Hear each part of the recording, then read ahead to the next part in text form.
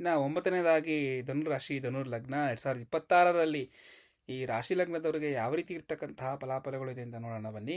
2026ರಲ್ಲಿ ಶನಿಯ ಇವರ ರಾಶಿಯ 4ನೇ ಮನೆಯಲ್ಲಿ ಸಂಚಾರವನ್ನು ಮಾಡ್ತಾನೆ. ಈ ಸಂಚಾರದಿಂದಾಗಿ ಧನುರಾಶಿಯವರಿಗೆ ಶನಿಯ ದೈಯದ ಪ್ರಭಾವಕ್ಕೆ ಒಳಗಾಗುವಂಥದ್ದು ಆಗ್ತಾ ಹೋಗುತ್ತೆ. ಹೊಟ್ಟೆ ನೋವು ಸಂಬಂಧಿತ ಸಮಸ್ಯೆಗಳು ಹೆಚ್ಚಾಗುವಂಥದ್ದು, ಮಾನಸಿಕ ಆರೋಗ್ಯ ಸಮಸ್ಯೆಗಳಿಂದ ಬಳಲುತ್ತಿರುವವರು ಈ ವರ್ಷ ತಮ್ಮ ಸ್ಥಿತಿಗತಿಗಳನ್ನ ಹದಗೆಡುವಂಥದ್ದು ಕಾಣ್ತಾ ಹೋಗ್ತೀರಾ. ವರ್ಷದ ಆರಂಭದಲ್ಲಿ ಬೃಹಸ್ಪತಿ ಅಂದರೆ ಗುರುವಿನ ದೃಷ್ಟಿ ನಿಮ್ಮ ರಾಶಿಯ ಮೇಲೆ ಇರ್ತದೆ.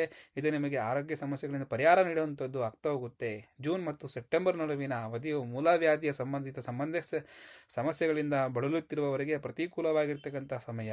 ವಿದ್ಯುತ್ ಉಪಕರಣಗಳನ್ನು ಎಚ್ಚರಿಕೆಯಿಂದ ಬಳಸಬೇಕಾಗುತ್ತೆ. ಈ ವರ್ಷ ನಿಮ್ಮ ಆಹಾರದ ನೈರ್ಮಲ್ಯ ಮತ್ತು ಗುಣಮಟ್ಟದ ಬಗ್ಗೆ ಜಾಗರೂಕರಾಗಿರಬೇಕಾಗುತ್ತೆ. ವರ್ಷದ ಅತ್ಯಂತ ನಿಮ್ಮ ಆರೋಗ್ಯ ಅನುಕೂಲಕರವಾಗಿರ್ತದೆ.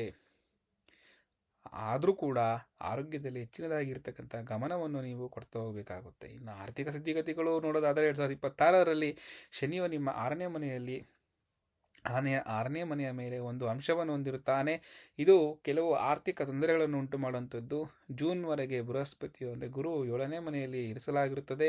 ಆದ್ದರಿಂದ ಈ ಇಡೀ ಅವಧಿಯು ಆರ್ಥಿಕ ದೃಷ್ಟಿಕೋನದಿಂದ ಪ್ರತಿಕೂಲವಾಗಿರತಕ್ಕಂಥ ಜನವರಿ ಮತ್ತು ಏಪ್ರಿಲ್ ನಡುವೆ ವ್ಯವಹಾರದಲ್ಲಿ ನಷ್ಟದ ಸಾಧ್ಯತೆಗಳಿರ್ತಕ್ಕಂಥದ್ದು.